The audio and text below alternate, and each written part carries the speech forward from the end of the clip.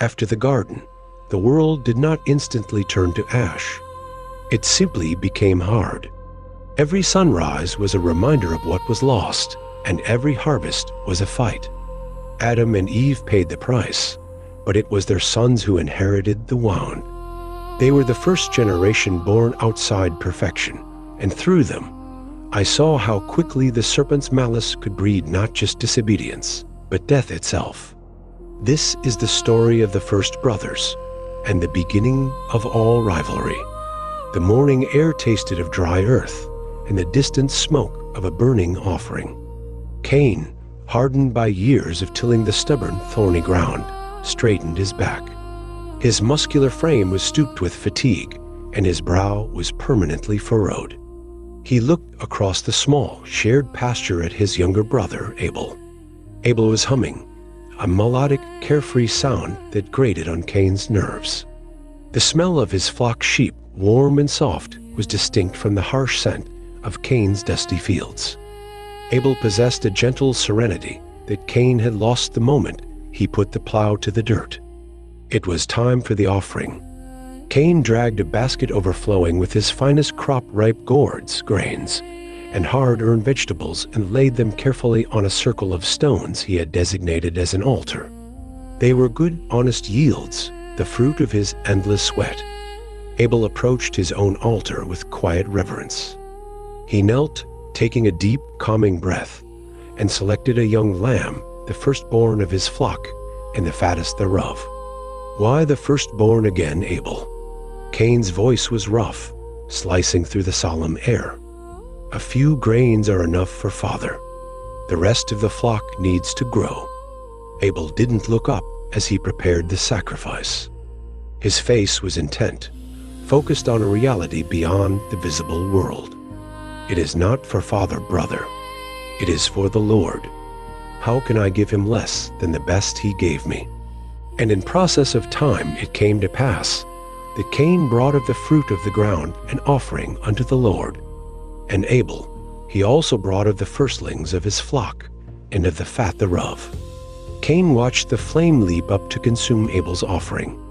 The smoke rose, straight and clean, a sweet fragrance ascending. When Cain struck his flint and lit his own altar, the fire sputtered.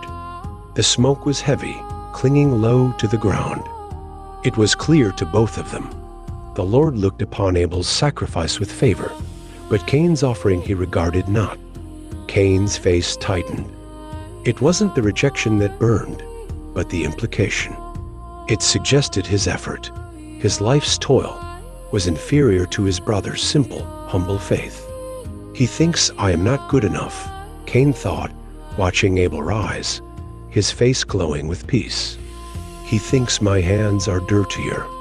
The Lord's voice, the familiar, comforting sound Adam and Eve spoke of with longing, whispered into the chilling resentment in Cain's heart. "Why art thou wroth? And why is thy countenance fallen? If thou dost well, shalt thou not be accepted?"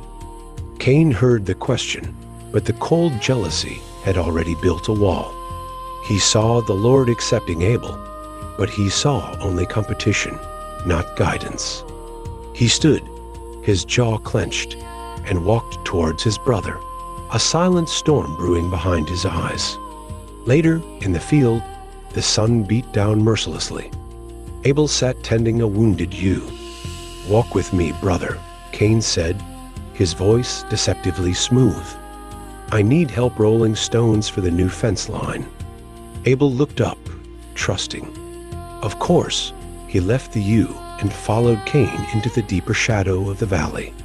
And Cain talked with Abel his brother, and it came to pass, when they were in the field, that Cain rose up against Abel his brother, and slew him. It was a swift, brutal moment. Not a fight of equals, but the release of a consuming, dark envy. When it was done, the silence was absolute. Cain looked down at the still form of his brother, the first sleeper of the grave. The earth, once fertile beneath his plow, drank the red blood hungrily. The Lord's voice cut through the stillness, sharper than a knife, but heavy with grief. "Where is Abel thy brother?